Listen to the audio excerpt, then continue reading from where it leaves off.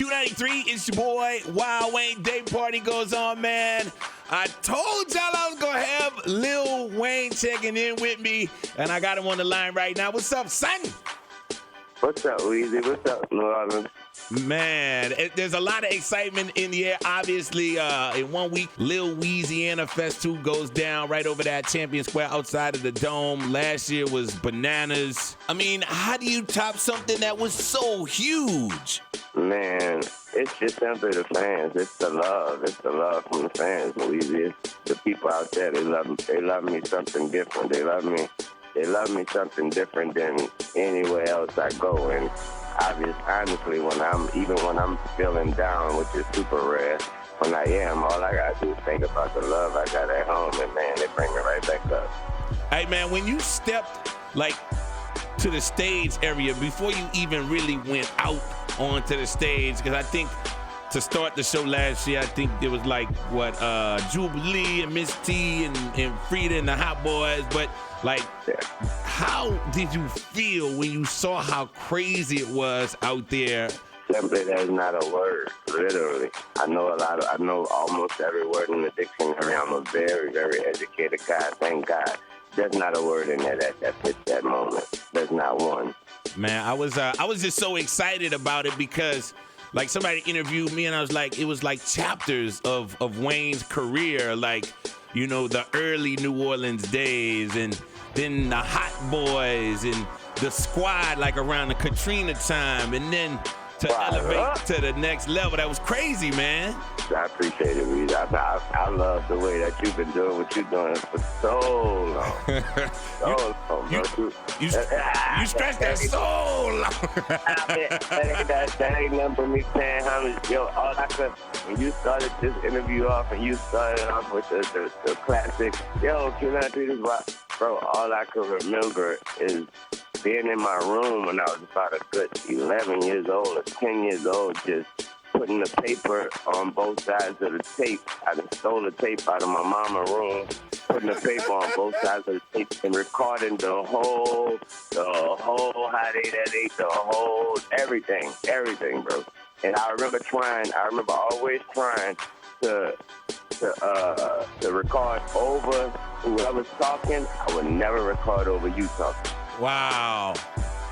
That's huge, man. You in here making me feel a certain kind of way, but I appreciate, man. I put 150% into this since day one. And you ain't got to tell me. You ain't got to tell New Orleans that. Them folks know how hard you go with. Man, I appreciate you appreciating me, man. And I appreciate having you on that front line out there, crisscrossing the country and around the world, as one of our representatives, and having ascended from that 11-year-old kid to a rap god, you know what I'm saying, where folks compare other raps to you. I've interviewed probably everybody in the game that has made it, you know what I'm saying, and there's so many people that come through this radio station or when I'm in California or whatever that say they started rapping. They didn't even want to rap until they saw the Hot Boys. That was their inspiration to either rap solo or to create a group, because you guys embodied like them. You look like them. You walk like them, except you had more jewelry and you're driving cars before you were even able to drive. But so many people have come to me with that. So that's huge, and I'm glad that you've been able to carry that torch for quite a long time as well. What is next for you? I always wondered if Lil Wayne gets tired of rapping. And the reason I say that, because you've covered so much ground and you've rapped about so many things. I know one year you had the most features in the world. How do you continue to be productive when you've done so much already? It's a gift and a curse, Weezy. I wake up every day.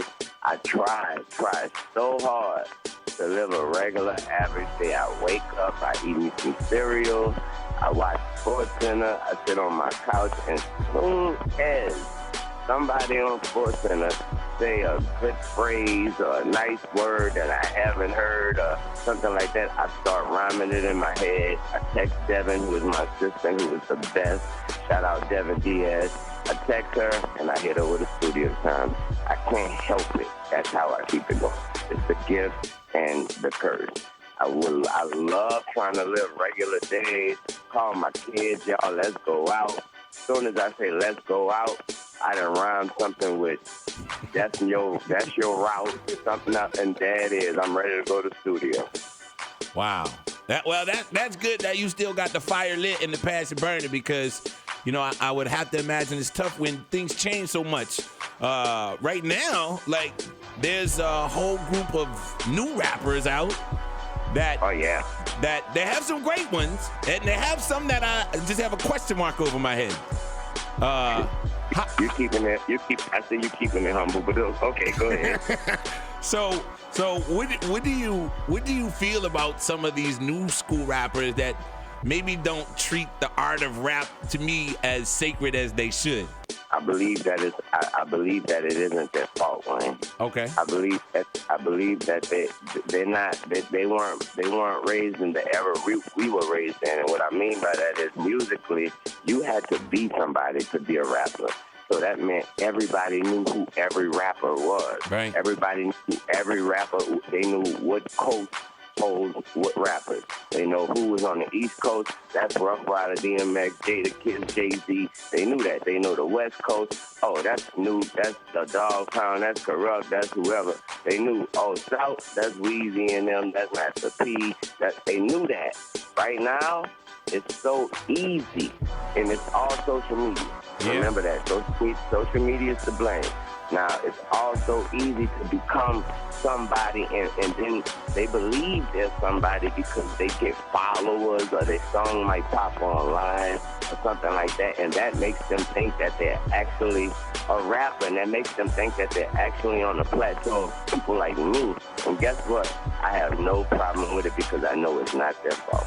Right. And you know, I was comparing, I was at the BET Awards, and I was in the lobby, and like, and I stay up on my social media, so I saw a number of artists, the newcomers, but they were just so regular. Like, they didn't have like that superstar swag like you guys did. Like, so many. Wayne, I do a feature every other night, and I wouldn't do it if I didn't like the song or I didn't respect the person. But trust me, Wayne, it's so easy to make a song these days for these people, man. Anybody could just become somebody. And you know, and what the thing is, what I hate to shatter their worlds with is that you're actually not somebody. You're not.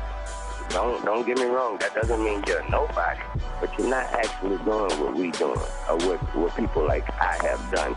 You're not, and you're not, and you're not, and you're not. Wow. But I respect what you're doing because you try, and I respect your effort, and I respect the enthusiasm that they have behind what they do. It's such a confidence they have. It's such a confidence they have behind what they do that I remember when we was coming out, the lack of confidence, your shyness, your humbleness, or something like that was what people gravitated to. Take a Eminem. He ain't gonna do nothing but give you his song, and after that, he about to throw on a hoodie and some sweatpants, and it's gonna be hard to even get a word out of him after that. People gravitated to that. You know what I mean? We could have we could have counted on fingers the people that was boastful, or people that would tell you, I'm this, I'm that. That would be Birdman. That would be Masterpiece. That would be, you can't even remember. But nowadays, everybody is on the level higher than the next person. Yeah, but the one thing that I see is more times than not, their songs are bigger than they are, because they have no brand. Oh yeah. And that I don't know. That's just a sad state for me. Wayne, I've done features with people and actually shot videos for the feature, walked on the video, and I have to have my people whisper in my ear who the artist is. Like you was rapping next to the wrong person? Yeah, that wasn't him. Well, it's different. It's different, and we'll leave it at that. Yeah. But I did want to ask you, who is officially on Young Money right now? I got this cat from Canada now. His name is Drake. I don't know. I believe he's going to be okay. Yeah, I've heard of him. I think I just heard he just went triple platinum, the first artist in 2016 to go triple platinum. I've heard of him. Yes, we ate real well for the celebration.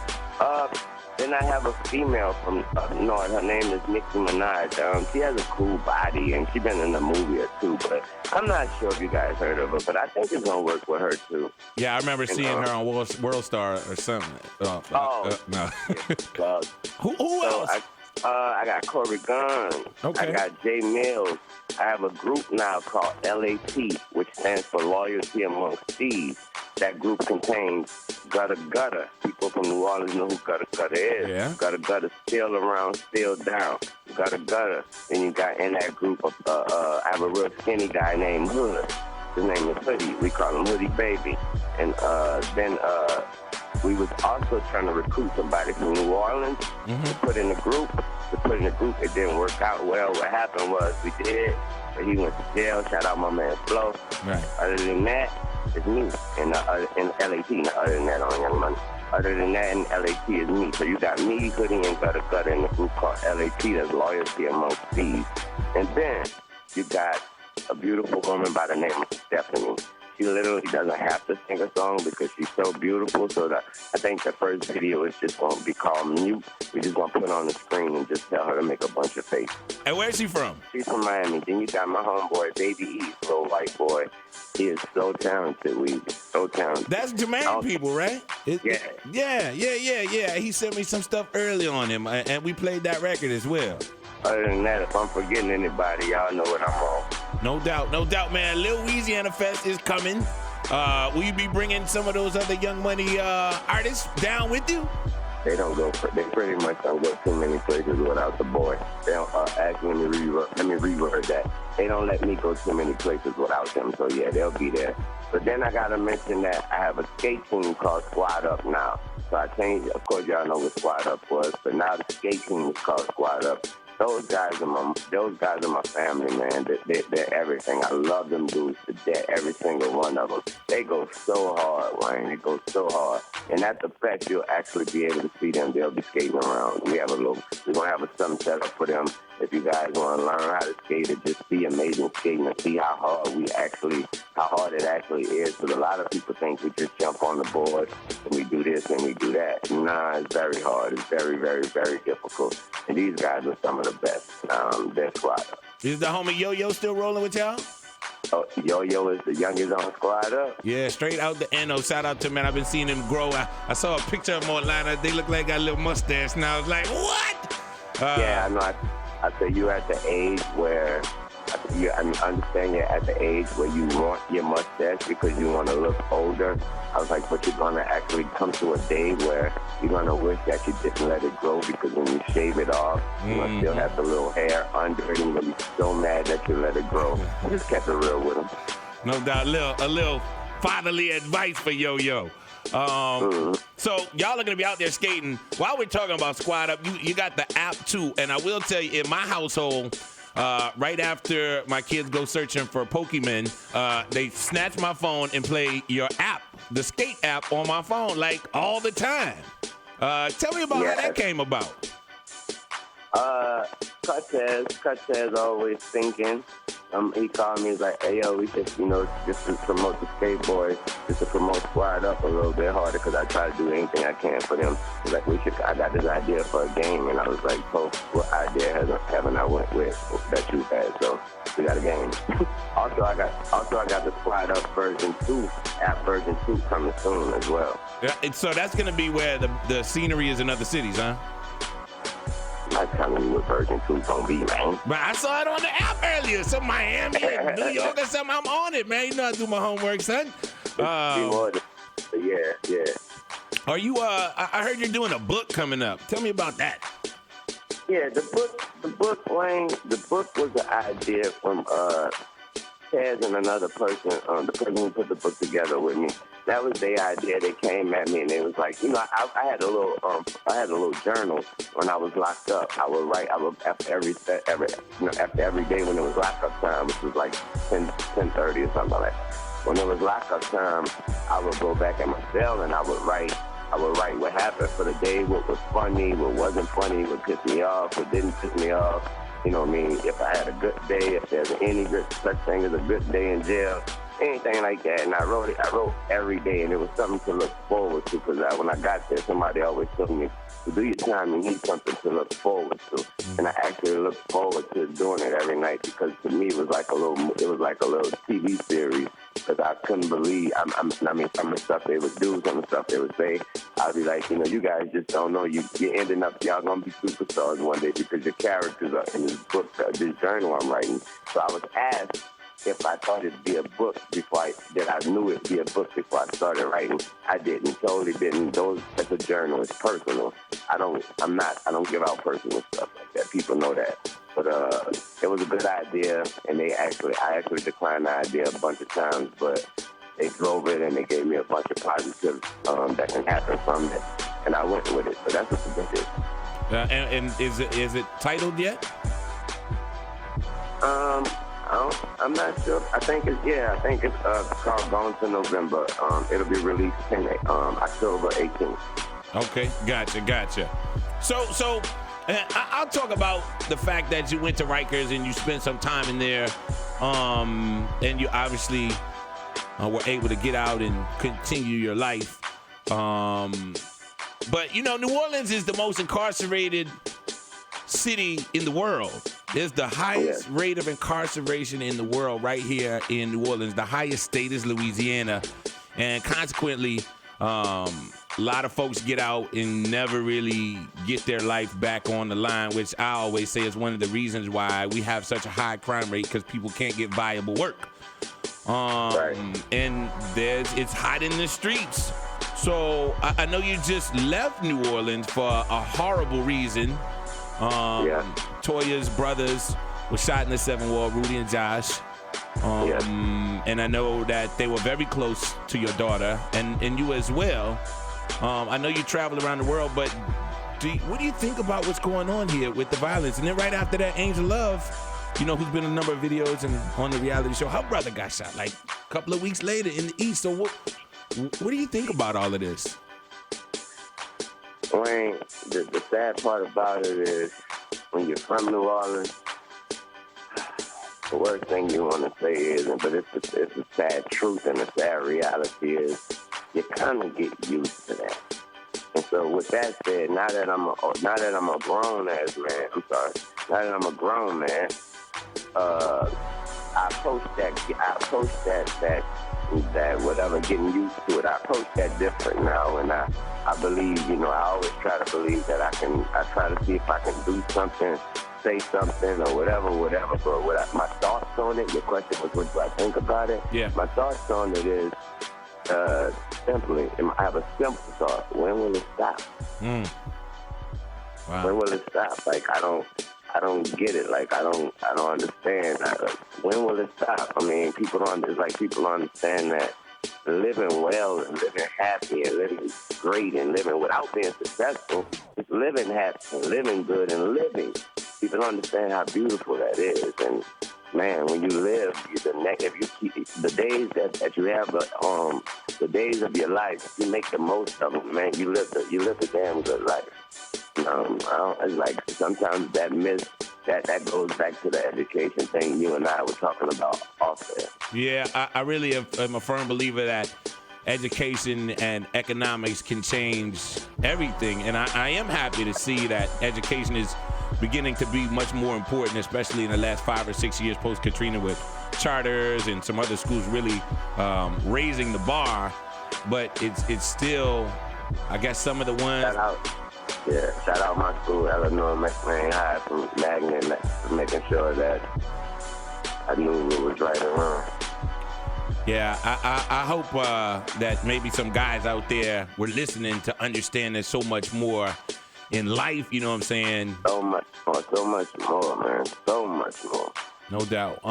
And man, fall in love, man. Fall in love. Fall in love. Fall in love. Love to keep you living forever. And you know what? As small as that little 4-letter word is, it can make a huge difference. But some people just want to be so hard. Man, I'm going to work on some stuff. I'm going to work on some stuff and see if we can get you involved. And we'll talk about that off air. But everybody's talking about this Lil Wayne, Louisiana Fest Part 2. First one was huge. It was off the chain. I jumped off a stage in the middle of it, and I just ran to the front row and put the mic in front of people. And people were from Miami, people were from New York, people from Canada, people were from Houston, people from everywhere. Like, there was nobody from New Orleans in the front row. Like, all the people from out of town snatched up all the pit area ones, but there was so many people from so many places. This year, you got with 2 Chainz. I know y'all just dropped the album recently, Collie Grove. He will be, I know y'all touring the country doing that one, right? Yeah. How did that whole thing come about in the first place? You and Titty Boy collaborating. First of all, me and Tit, we like brothers. He's always been like my big brother. I've known Tit way, probably 4 or 5 years before I knew he rapped. I've never known he, like, it came when the day he told me he rapped, and he was with Ludacris and all that was just like a crazy surprise. But anyway, I've been knowing him forever, and we came up with the idea, like, man, you know what, let's put one together. I know you was like, I know you're in a messed up situation right now, so, man, let's keep his name out there, keep it ringing, and let's put one together. He's such more than a friend. So you got 2 Chainz. You just added Yo Gotti. I know you've had a long relationship with Yo Gotti as well. Oh, yeah. Who else? We've added the Migos, representing out of the A. Yeah, that's my homies too as well. Mystical. Yeah, I know that guy as well. And just added Partners in Crime as well. The homies, I know they were supposed to be there last year, but had a gig out of town that was booked prior. It's going down this year, though. Legends on the stage. Them boys legends. Man. Them and Mystical, that's some legends right there. I think I might sneak out my dressing room and come check that one out. Now, who else will be on there that you can tell me? Because everybody's been beating me up to give them more information about who the special guests are. Of course, I'm not letting the people know who the special guests are, but y'all know if I have special guests, then they're going to be real special. Oh, come on, man. Blaine, come on, man. You know I ain't even tell you off air who the special guest was, man. I can tell these people. Yeah, you didn't tell me. I tried to. I figured I could put him on the spot, but and more special guests to come. Is it going to be on Tidal again this year? I want to say I don't want to make no false announcements. So I'm gonna say I don't know. Remains to be seen. I'm not sure. Okay, gotcha. Hey, man, well, I appreciate you taking the time out, man. We can't wait until next Saturday, Champion Squares. The spot is going down. It's going to be huge once again. The Louisiana Fest Part 2, brought to you by Morris Bart, the Taxman in New Amsterdam. I know I'm going to repost that drone picture from last year. If you missed it last year, it was definitely something special. So many people. And it's going to be even bigger this year, so we can't wait, man. Continue to do your thing out there, right? I will, brother. I will. And be safe. I do have this one last question. Is there any progress in your situation? We're making progress every day, actually, in the situation, which is a good thing, a great thing. We're making progress every day. We're just trying to get it done and get it over with so these people can get some more weed. All right, because we waiting on some more music for you, bruh. I'm waiting, too. I'm waiting as well. All right, that's the business. Lil Wayne holding it down live from somewhere in the world. But we can't wait till Louisiana Fest, and we got more details, of course, at Q93.com. Appreciate y'all, New Orleans. I love every single one of y'all. And remember, fall in love. Rest in peace, Rudy. Rest in peace.